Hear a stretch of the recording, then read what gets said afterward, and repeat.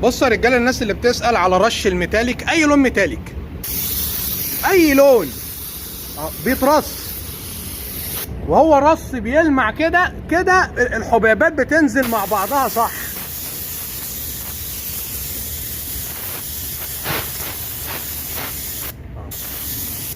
اي لون عباره عن ميتاليك يا رجاله، عباره عن حبيبات. ميزه الحبيبات عشان تديك تاثيرها او الميتاليك او البرونز بتاعها صح، تنزل مرصوصه، ومش هتنزل مرصوصه غير لما تنزل بتلمع.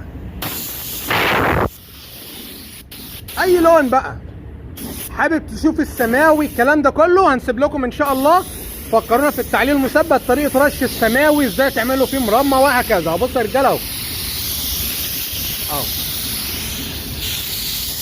بصوا الباقيه نازله بتلمع ازاي اهي اهي كده كده، الحبيبات نازله مرصوصه جنب بعضها صح اهو.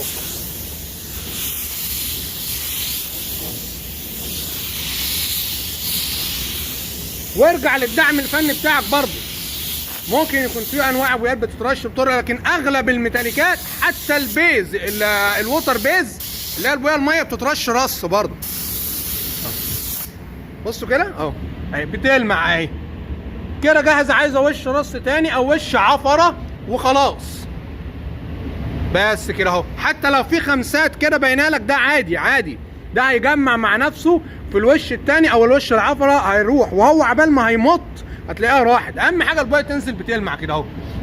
اختبر مسدسك، اختبر رايتك، افتح اللون بتاعك، الهواء، اظبط كل حاجه. جرب رايتك كده اهو، الرايه كده الحمد لله مظبوطه تمام، تعتمد على الله تشتغل، هتلاقي الدنيا تمام. تسيبها تجمع وبعد كده تجف وتنزل بقى الوش الرص الثاني او الوش العفره وتدي الكلار كوت ان شاء الله هتلاقي الامور تمام. فكرونا نسيب لكم في التعليق المثبت طريقه رش بقى الالوان الثانيه، الفضيات، السماويات والحاجات دي، هتلاقوا عندكم على القناه رجاله. صباح الفل يا رجاله.